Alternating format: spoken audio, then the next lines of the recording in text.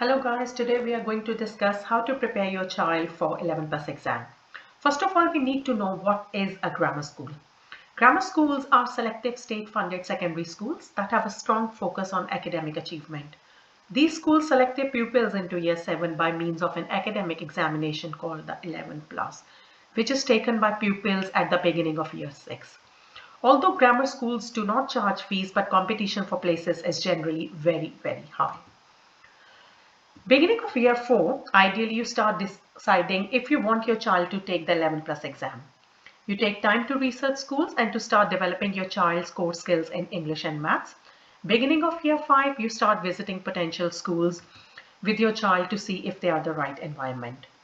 Year 5 September, you still have a year, so you start creating a 12-month preparation plan to get your child ready for the 11 plus exam.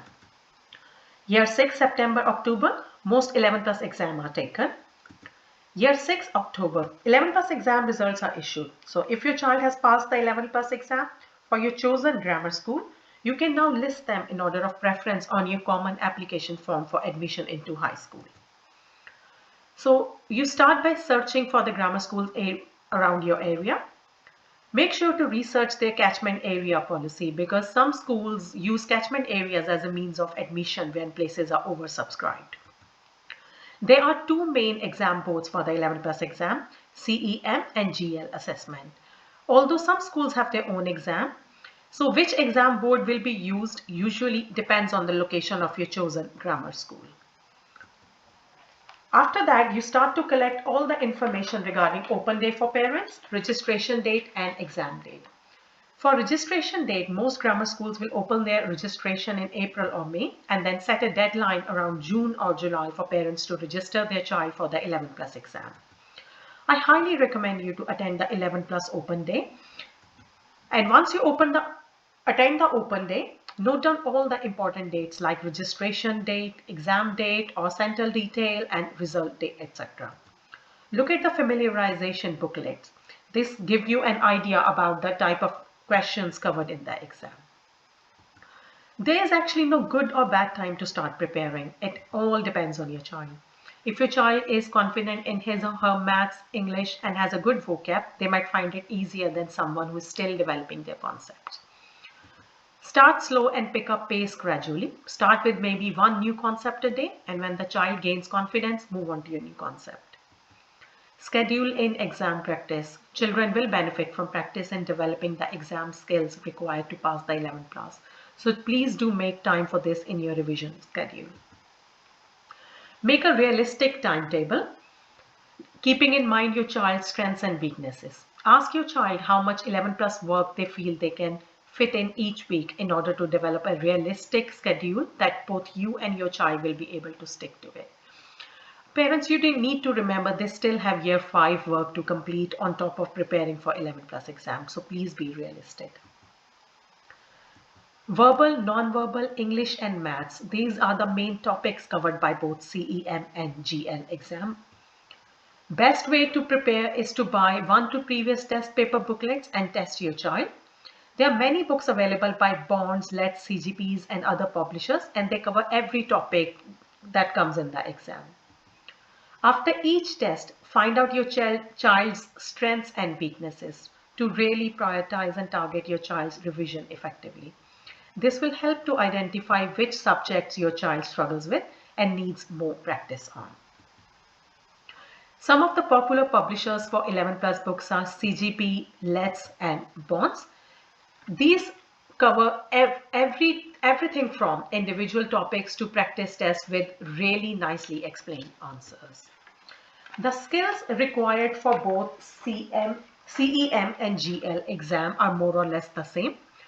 In GL, you need strong vocab, logic, maths and spelling skills. Whereas for CEM, you need to have strong English, comprehension, vocab, spelling and math skills.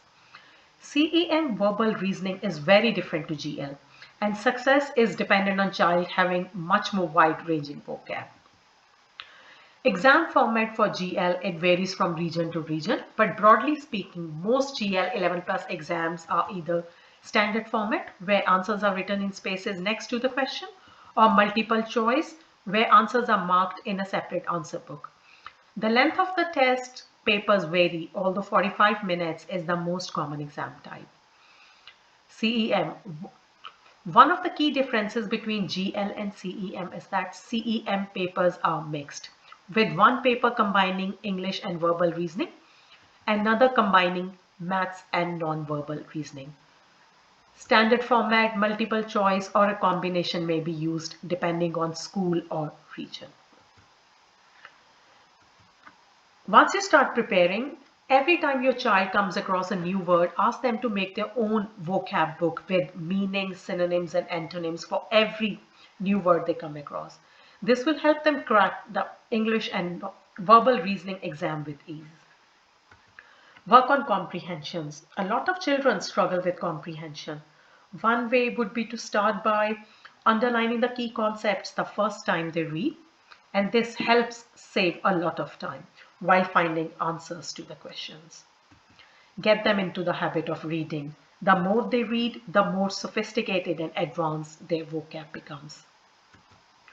Practice maths topics to ensure they are familiar with all the concepts, and then later on they can apply their knowledge and mental math skills to new problems they see in the exam.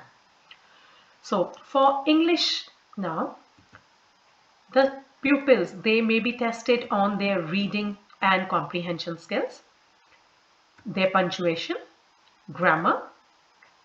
Often they'll be tested on all of these things. In most cases, pupils will be given a text to read and answer questions based on the text. For maths, pupils will be tested in both mathematical reasoning and arithmetic. This allows grammar schools to see how good the pupils' mental math skills are and how well they can apply their own knowledge to new problems. Some of the topics covered in the test are 4 basic operations: addition, subtraction, division, and multiplication, fraction, percentages, decimals, perimeter and area, number and place value, ratio and proportion, algebra, measurement, geometry, and statistics. For verbal reasoning generally involves solving with words and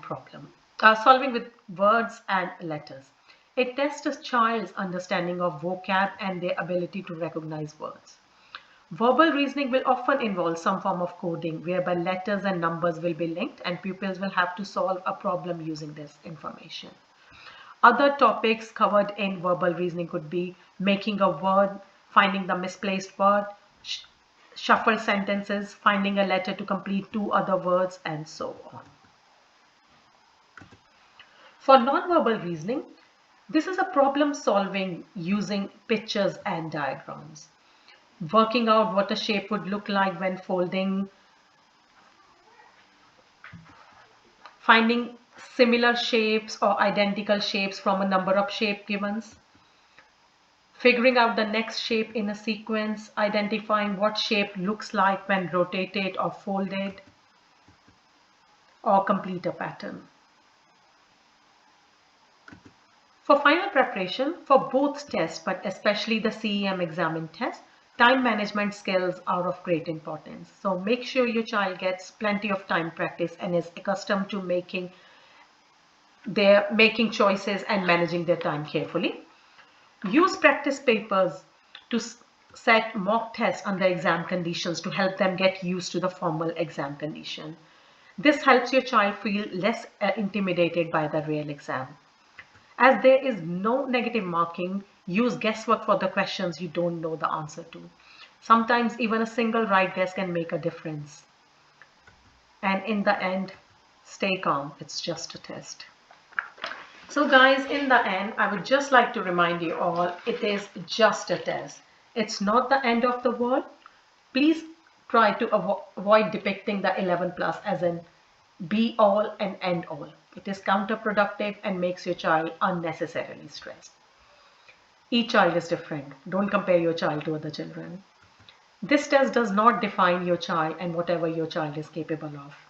This test does not dictate your child's success in his or her life. They'll be successful. Grammar schools are not. Good luck with your preparation, guys, and thank you very much for watching.